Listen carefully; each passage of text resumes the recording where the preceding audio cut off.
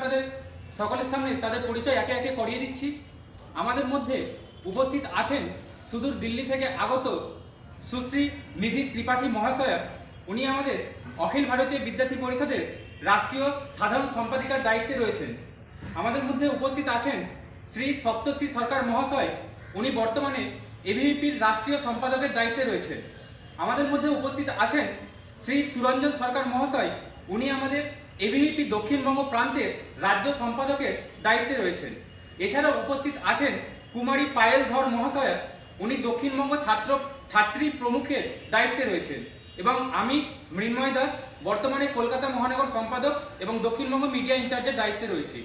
আমি সুশ্রী নিধি ত্রিপাঠী মহাশয়কে অনুরোধ করছি আজকের এই প্রেস কনফারেন্সে আপনাদের সামনে বক্তব্য তুলে ধরার জন্য। नमस्ते आप सभी को। और आज की प्रेस कॉन्फ्रेंस में आने के लिए आवाज़ आ रही है क्या आप लोगों को? ऑडिबल है? ओके। नमस्ते आप सभी को। आज की प्रेस कॉन्फ्रेंस में आने के लिए आप सभी मीडिया कर्मियों का बहुत बहुत धन्यवाद।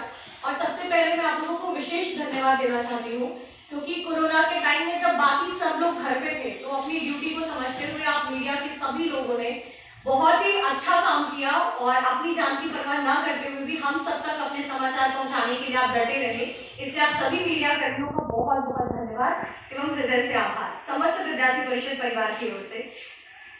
मैं यहाँ पर अखिल भारतीय विद्यार्थी परिषद की राष्ट्रीय महामंत्री निधि त्रिपाठी वेस्ट बंगाल में कोलकाता में आज इसलिए उपस्थित हुई हूँ क्योंकि कोलकाता की स्थिति वेस्ट बंगाल की स्थिति आज ऐसी है तो सभी से छिपी हुई नहीं है। हम देखते हैं कि जो वेस्ट बंगाल अपनी सरस्वती पूजा के लिए महिलाओं के प्रतिनिधित्व के लिए जाना जाता है, जिस दक्षिणेश्वर मंदिर की स्थापना स्वयं एक महिला ने 80s में की, आज उसी वेस्ट बंगाल में हम देखते हैं कि आए दिन बलात्कार की खबरें सामने आ रही हैं। एक 6 महीने की प्रेग्नेंट वुमेन का बलात्कार किया जाता है। एक हाई स्कूल की एक टीचर उसे और उसकी महिला मित्र को सड़कों पर टीएमसी के गुंडे घसीटते हुए लेकर के जाते हैं। एक बलात्कार की घटना होने के बाद में स्वयं एक महिला मुख्यमंत्री, जो कि वेस्ट बंगाल की मुख्यमंत्री स्वयं महिला है, और वो ये स्टेटमेंट देती है कि ये तो सिर्फ सजा सवरा करके उस बलात्कार की घटना को ये महिला प्रस्तुत कर रही है। और ऐसा कहने पर एक बलात्कार की पीड़िता महिला का मजाक उड़ाने का काम इस वेस्ट बंगाल की एक महिला मुख्यमंत्री के माध्यम से किया जाता है। ये बहुत ही ज्यादा निंदनीय और अशोभनीय घटना वेस्ट बंगाल में घटित होती है। हम देखते हैं कि जहां पर एक स्कूल से लौट रही एक बच्ची का बलात्कार कर लिया जाता है, जब उसकी मां आवाज उठाती है तो खुद टीएमसी के गुंडे उसकी मां को प्रताड़ित करते हैं और उसकी मां का भी मर्डर कर दिया जाता है। खुद 2016, 17 और 18 की नेशनल क्राइम रिपोर्ट ब्यूरो का ये डाटा कहता है कि किस प्रकार से ह्यूमन ट्रैफिकिंग, चाइल्ड ट्रैफिकिंग या फिर महिलाओं से बलात्कार की घटनाएं किस प्रकार से वेस्ट बंगाल में लगातार बढ़ रही है। और ऐसी भी सिचुएशन आती है कि स्वयं नेशनल वुमेन कमीशन की जो प्रेसिडेंट है रेखा जी को स्वयं वेस्ट बंगाल में कोलकाता में आकर के ये कहना पड़ता है कि महिलाओं के साथ में, महिलाओं के विरोध में हो रही घटनाएं, हिंसाएं लगातार वेस्ट बंगाल में बढ़ रही हैं। और इन सब घटनाएं ये इस बात का प्रमाण है कि आज महिलाओं की स्थिति वेस्ट बंगाल में कैसी है। और उन स्थिति को अंजाम देने वाले वो लोग जिनको तुष्टीकरण की उस प्रक्रिया को अपनाते हुए स्वयं ममता बनर्जी जी जो ऐसे घुसपैठी है उनको प्रश्रय देती है और उनके द्वारा ऐसी घटनाओं को लगातार वेस्ट बंगाल में अंजाम दिया जा रहा है। और आज महिलाओं के समर्थन में वेस्ट बंगाल में आज आवाज उठाने की आवश्यकता है, जिसको लेकर के विद्यार्थी परिषद निरंतर सक्रिय है और अपनी आवाज को बुलंद कर रही है। हम देख रहे हैं कि आज किस प्रकार से वेस्ट बंगाल में हम देखते हैं कि जब यहाँ की जो मेजॉरिटी के लोग हैं किस प्रकार से उनको दुर्गा पूजा में मूर्ति विसर्जन ना करने के लिए उनको बाध्य कर दिया जाता है, सिर्फ इसलिए ताकि किसी की ताजिया निकल सके, किसी का जलसा निकल सके, किसी का जुलूस निकल सके। इसलिए उनको अपनी तिथि को बदलने के लिए कहा जाता है कि वो आज दुर्गा माता की मूर्ति का विसर्जन ना करके 2 दिन बाद विसर्जन करें।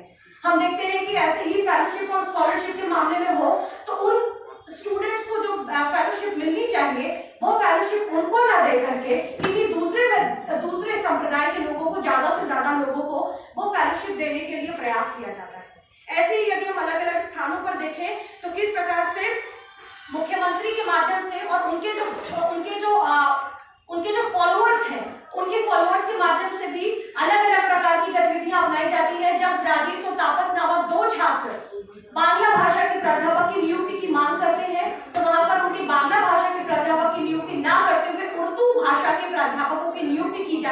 जाती है और जब वो विरोध में छात्र आवाज उठाते हैं तो स्वयं ममता बनर्जी की जो सफेद वस्त्र धारण किए हुए जो उनके पद का अनुसरण करने वाले जो लोग हैं उनके द्वारा गोली चला दी जाती है और राजेश्वर तापस की हत्या कर दी जाती है।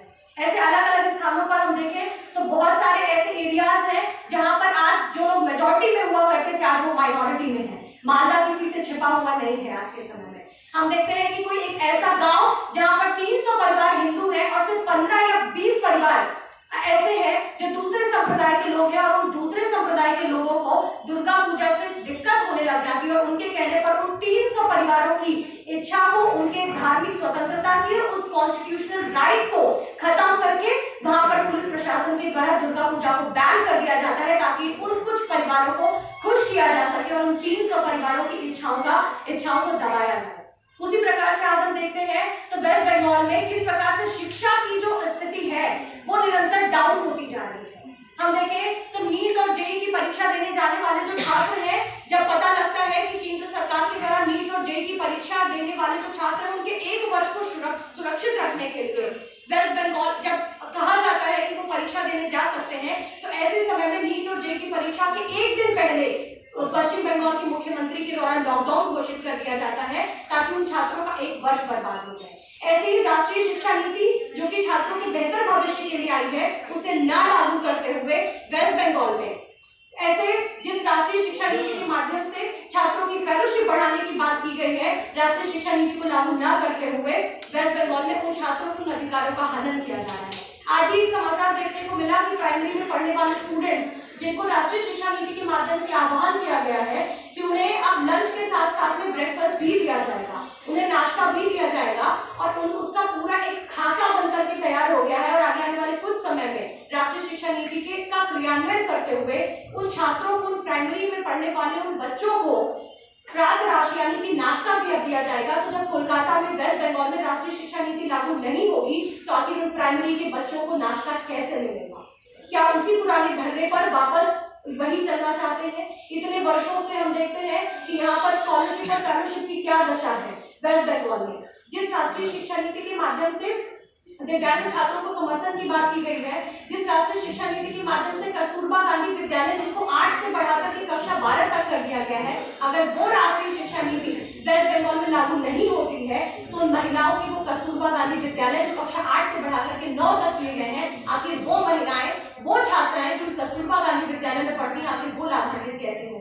जिन दिव्यांग छात्रों के लिए राष्ट्रीय शिक्षा नीति में छात्रावास की बात की गई है, अगर वो राष्ट्रीय शिक्षा नीति वेस्ट बंगाल में लागू नहीं होती है तो वो छात्र, दिव्यांग छात्र आखिर लाभान्वित कैसे हो पाएंगे? तो ये एक विषय है जो जिनके माध्यम से हम देखते हैं कि आज स्कूल और कॉलेजेस में शिक्षकों की भर्ती नहीं हो रही है, शिक्षकों की कमी है और आपके इसी प्रेस क्लब के बाहर 28 दिनों तक एसएससी की भर्ती को लेकर के भूख हड़ताल चली और 2 प्रेग्नेंट वुमेन, 2 महिला प्राध्यापिकाएं ऐसी थी जिनका मिसकैरेज तक हुआ, जिनका गर्भपात हो गया, सिर्फ इसलिए क्योंकि वो अपने अधिकारों की रक्षा के लिए 28 दिनों तक हंगर स्ट्राइक पर इसी प्रेस क्लब के बाहर बैठी थी और उनके अधिकारों को समाप्त कर दिया गया सिर्फ इसलिए क्योंकि पहले तो बात पता चलती है कि उनको भर्ती किया जाएगा, बाद में टीएमसी के वर्कर्स अपने किसी रिश्तेदार को किसी और को लेकर के भर्ती करते हुए चले जाते हैं। तो आज किस प्रकार से ममता बनर्जी के जो फॉलोअर्स हैं वो दीदी के फॉलोअर्स अपनी राह खुद बनाते हुए बंगाल के लोगों को निरंतर प्रताड़ित कर रहे हैं। अलग अलग स्थानों पर आज हड़ताल पर लोग बैठे हम देखते हैं कि जब यहाँ पर जादवपुर यूनिवर्सिटी के जो 2000 करोड़ रुपए का फंड जादवपुर यूनिवर्सिटी को मिलता है वो फंड भी स्टेट गवर्नमेंट रिलीज नहीं करती है। शिक्षा के बजट की यदि बात की जाए तो 2019 में जब इलेक्शन होता है तो इलेक्शन के टाइम पर तो यहाँ का स्टेट गवर्नमेंट के थ्रू एजुकेशन का बजट बढ़ा दिया जाता है 2019 के चुनावों में, पर जैसे ही चुनाव खत्म होते हैं पुनः शिक्षा का बजट घटा दिया जाता है। तो आखिर आज शिक्षा की स्थिति वेस्ट बंगाल में क्या है, इंफ्रास्ट्रक्चर क्या है, आज कितने महीने हो गए, कितने वर्षों बीत गए पर आज एजुकेशन इंस्टीट्यूशंस का रेनोवेशन नहीं हो रहा है। तो यदि ऐसी स्थिति अब आती है तो उनके निराकरण के लिए किसी को तो आवाज उठानी पड़ेगी और उन आवाज को उठाने के लिए विद्यार्थी परिषद आगे आएगा। हम देखते हैं कि आज भ्रष्टाचार की स्थिति क्या है वेस्ट बंगाल में, चाहे शारदा चिटफंड घोटाले की बात हो, नारदा घोटाला हो, रोज